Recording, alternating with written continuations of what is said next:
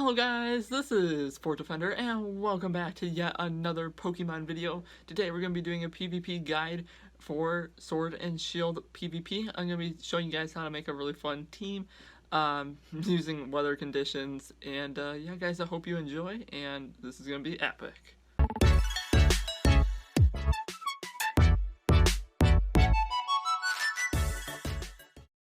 Okay guys, for today's team, we're actually going to be messing around with sand and creating sandstorms in the game to use it to our PvP benefit.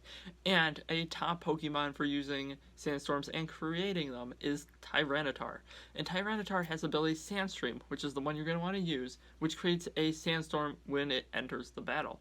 Also, because it's a rock and dark type, you're going to want to use a Focus Sash, just because that fighting weakness can be pretty nasty if you're not careful. Also, for our moveset, we're going to want Protect, Sandstorm, just in case, and I'll explain Protect in a little bit, Stealth Rock for hurting the opponent, and Rock Slide to hit both opponents. The idea is that you would use this team in a doubles battle, but you could use it in singles if you reworked it, but I would recommend doubles. As for the EV spread, we're going to do 4 in HP, 252 in defense, and 252 in special defense. We want to make it really bulky and able to withstand a lot of hits.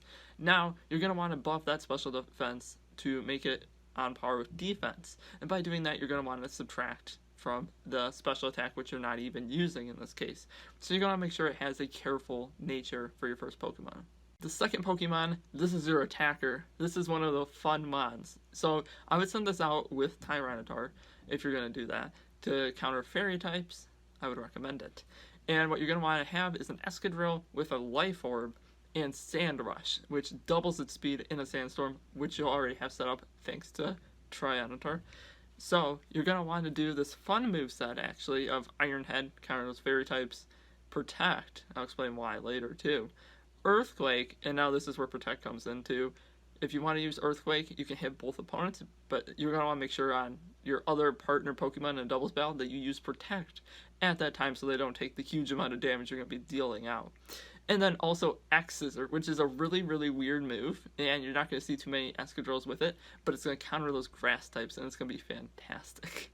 I don't think anybody's going to expect it. And then you're also going to put 4 into HP, 252 into attack. You want to hit really hard, especially with that Life Orb bonus of 10%. And then also for speed, you're going to want to add 252 there, but add a nature that raises your speed overall and subtracts from your special attack, which you're not using. So you're going to want to have a jolly nature on that Escadrille.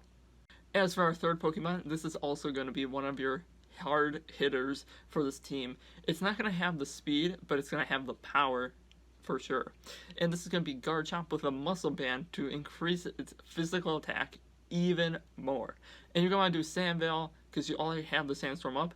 Why not raise your evasiveness with it? I think that'd be a great idea. As for the moveset, you're going to want Protect, just because if you're going to Earthquake, you might want to alternate on your Earthquaking if you have other Pokemon already in the battle. And then you're going to want to have Earthquake yourself, because that stab damage is ridiculous. Brick Break for getting rid of light screens and stuff like that. And then Dragon Claw for another stab, huge damage move. As for your EVs, you're going to do 4 into HP, 252 into attack, and you're going to want to raise that attack stat even more so you can hit really hard. And you're going to do 252 into your speed. He's not going to be the fastest guy in the field when you have Sand Rush Pokemon, but it's going to be fast enough and hit pretty hard. And then also you're going to want to lower your special attack, which you're not even using in this place, so you're going to want to put an Adamant nature on him. As for number 4, I want to do something really fun and something that would totally throw off your opponents because you're not going to expect this, but a Dracovish actually with this team with a Choice Scarf and Sand Rush to boost that speed even more, and the Choice Scarf will also boost the speed even more. As for the moveset, it's kind of a throwaway moveset because Crunch, Facade, and Body Slam or something like that could work. It doesn't really matter on the moveset.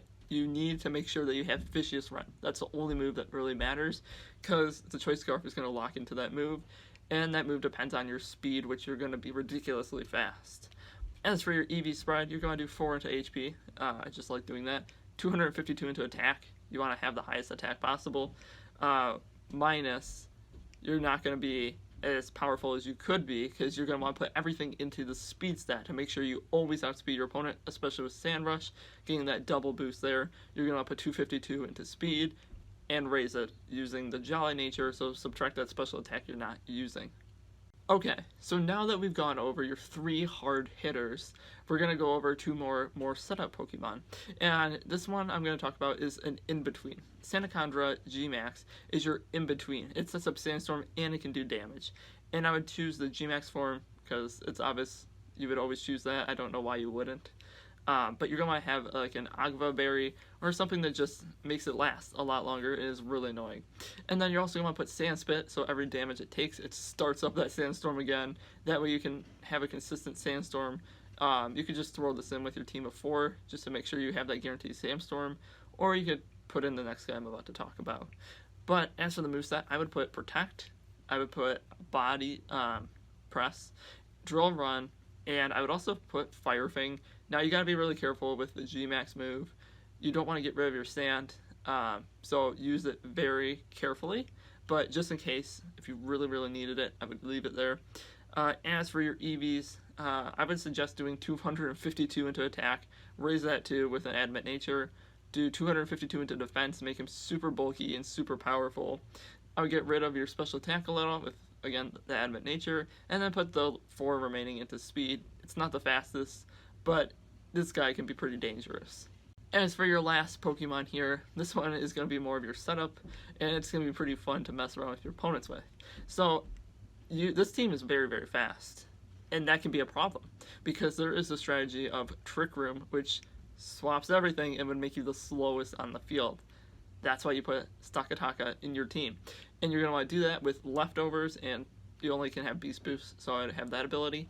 But you're going to want to put Trick Room yourself. So if your opponent goes for Trick Room and you see that in their team, that they're going to go for Trick Room, like Duscalops, use Trick Room yourself, reset their Trick Room, and sweep them, get rid of their Trick Room on, and just go on the sweeping run, because they're going to be slow now, and it's going to be horrible for them.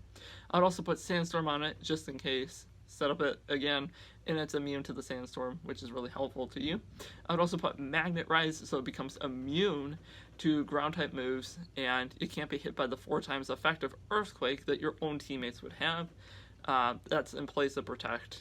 And then Heavy Slam, you're going to do a lot of damage with that Stab Steel type move, so I would do that. And then I also put 4 into HP, 252 into attack, raise it up with an Adamant Nature, 252 into defense, make this super bulky, and then I would also do subtract a little bit from the special attack, again with the Adamant Nature.